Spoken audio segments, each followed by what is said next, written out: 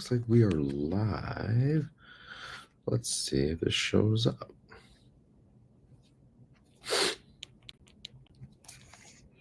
All right, we are good. So today we are looking at this deal. I'm gonna share my screen. 1 second. We're looking at Birmingham, Alabama today. It's your screen. Boom.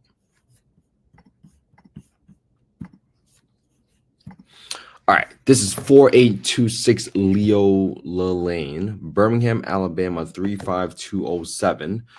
Just heads up for everybody, I am in Orlando for Fun Launch Live. So if you are in Orlando, please come find me. I'd love to kind of meet everybody in the community. All right, so this is 4226 Leola Lane. This property is 3 bed, 2 and a bath. I'm just learning another zip code today. That's all I'm doing. So this property is in 35207, which is just north of Birmingham. And it's in this area just by itself, a little bit north of I-65. So let's go ahead and, as always, I'm assuming this is Jefferson County. Yep, okay. We've been looking at Jefferson County a lot. So when Google Hot FMR, the first thing we want to do is get the fair market rents by small area. Look up FY 2024, Jefferson County next. All right, this is 35207. So you're going to see that the rent ceiling, including utilities, is going to be $1240 for a. It's going to be $1240 for a 3-bedroom or $1350. Okay, $1240 or $1350. $1240, $1350 is 35207. 35207. That's for a 3-bedroom, right? I'm just writing down all these numbers so I can always quickly refer it if whenever I come across another property and the zip code, so it's all in one place. I want to get the rents for a 3-bed, and then I want to get the rents for a 4-bed so that I can stay on top of everything. Okay. All right. Now this property, I'm just going to go back and forth. Let's go ahead and go to affordablehousing.com and get the owner's market rent estimator section. Plug in the address, plug in bedroom count, and you're going to see that the number I care most about here is that 25 units within a 2.49 mile radius is renting out for $1249. That's a pretty healthy rent, I think. That's a pretty healthy rent. It's probably one of the higher ones we've seen. $939. And you see that within this 2.5 miles, this might be a better area because the rent is much higher than other comparable properties in the zip or the city. So $1495. All right. Now, let's get the rents for a 4-bedroom. Just because I saw that there was a basement and I saw that there was a garage. So $1675. Wow. That's a lot. That's a very high. $1,200, $1,235. And $1,888. All right. So now that we got the maximum rents, what I'll probably do is I'm going to underwrite this property using probably $1,140 because usually this amount includes utilities. You got to deduct a little bit out of that. So I think between $1,150 to $1,200 might be a better bet than trying to go for $1,249, right? I always take the lower of the two to simplify what I'm talking about. Okay. Now, for this property, let's get the purchase price. This property's purchase price is $155,000. 155,000. Okay. Let's take a quick look at the street view to see what's going on in the street. These look like much. Yeah, this is a much nicer neighborhood, to say the least.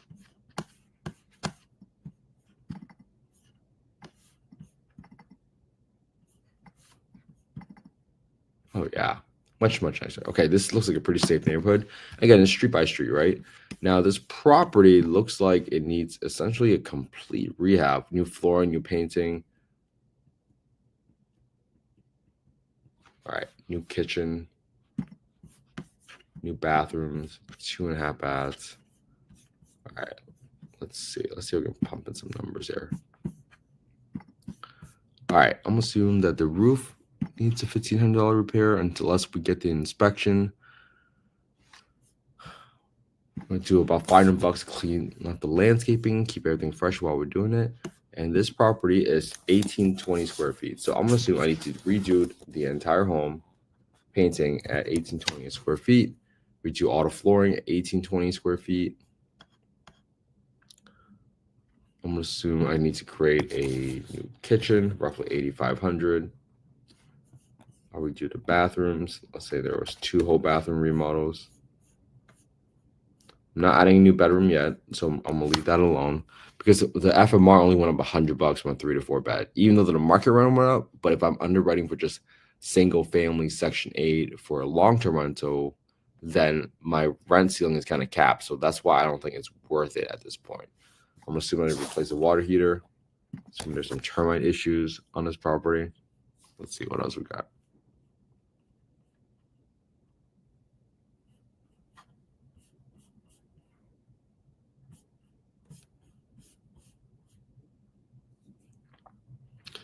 I'm gonna assume I need a new HVAC at, let's just call it, put in $8,000.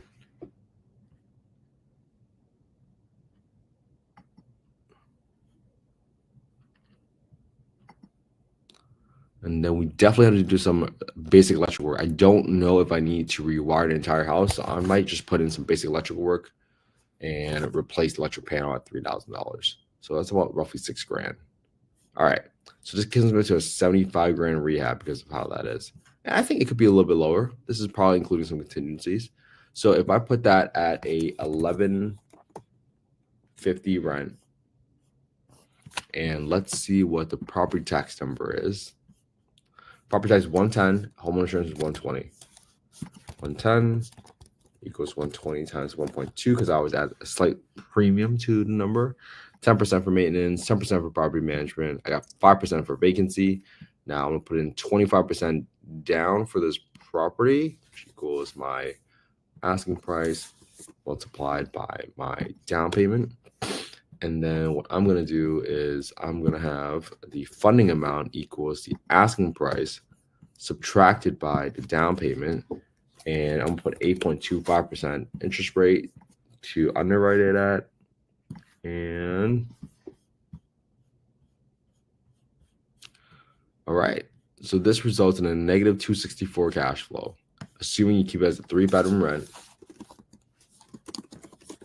Boom. 1150 rent, cash flow negative 265, as a negative 2.7% cash on cash return, assuming your purchase price is 155. That tells me that this is not a deal, right? Roughly speaking. But I just want to modify the asking price to figure out, okay, if I did go through a home that needed $75,000 of rehab, what would make this a deal? How low do I need to buy this property for? So if I lower this all the way to, let's say, I want a 10% cash on cash return, I might have to buy this at a $40,000. Oh wow, $30,000 because of how heavy the rehab is. There you go. This is not a deal. Now, let's say I overestimated the rehab, right? And let's just say this is a third less, so I'm gonna times it by 0.667. So it's a $50,000 rehab. If it's a $50,000 rehab, now all of a sudden at $30,000, you'd be getting to 9% return, assuming everything else stay constant. So because of this property, because of how heavy the rehab is, for me personally, I wouldn't offer anything except for $30,000. But that's just me and my criteria. And if you feel like you want to go through a heavy rehab and you get a contractor to rehab, to give you a quote and walk the property, make sure it's a good contractor, make sure they get a really good bid and they're really specific with what they have because they might put in change orders and screw you over. So $50,000, that'd be 9%. Cash and cash return, 9%. And that was assuming a 155.00 and then a $50,000 rehab. If this was a $25,000 rehab, which I highly doubt, 0.33, then you will be willing to pay $55,000. Oh, $50,000. Cool. So hopefully this helps kind of drive home the message, right? If your property, oh, 1 second, that was 30,000. Okay. this was 25,000, the purchase price for this property would be 50,000,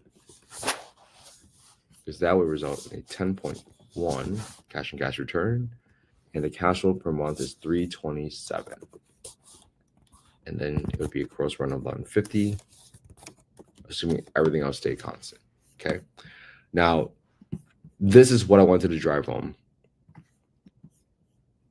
As is with $155,000 and a $75,000 rehab,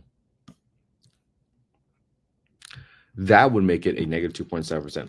Hey, lockbox lady, the cash and cash returns are all right here.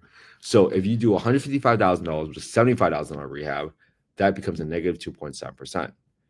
Now, if you lower the purchase price and all of a sudden you got a rehab number or rehab quote from the contract that was 50 grand instead of your first estimate, now you're willing to pay 30 grand just to get a 9% return. Now, if you were to say, hey, maybe I'm terrible at estimating my rehab costs, and I got someone out there that I really, really trust, make sure you check out the YouTube channel. I had Rhett Wiseman come on, great Section 8 coaching guy, and he seemed to be really on top of what he knows. So definitely check that out. And $25,000 for a rehab, then you're now willing to pay $50,000, right? This is the criteria that I want to go. Assuming everything stays constant, what would you be willing to pay depending on what the rehab number is? And that's what I wanted to go through with you. All right. So hopefully everybody gets a little bit of better comfort looking at these deals, looking at how to adjust the purchase price, because remember, for every single property, there is a set of terms that makes it a deal, quote unquote. All right. So let me save this as, yeah, it's fine. All right.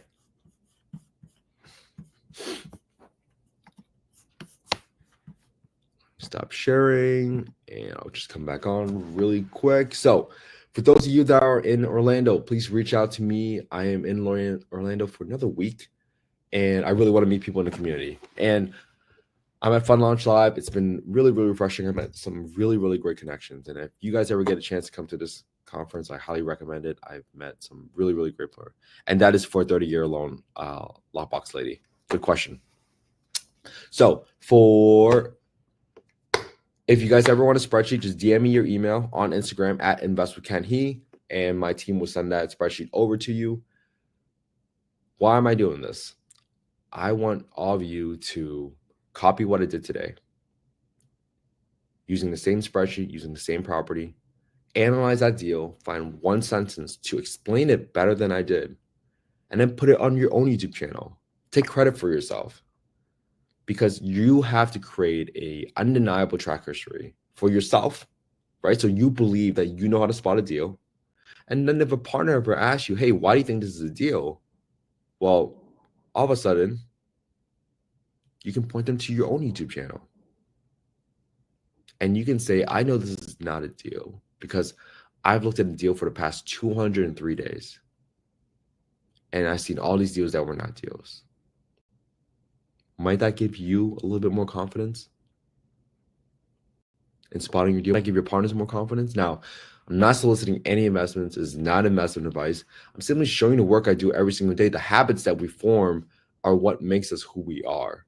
And that's why I analyze these deals every day. And I remember when I first started, I was so scared. I was so scared of losing money. And we don't know where to start. Today, I'm hoping this will be the easiest first step for you.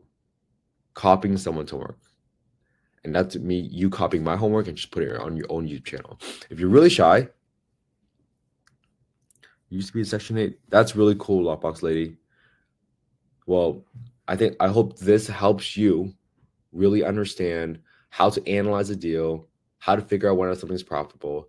And if you listen to the podcast on YouTube, hopefully you've seen or checked out, just DM me your email on Instagram, and my team will send it to you when she gets on in about 4 hours. Pia is my assistant, and she helps me with all these requests.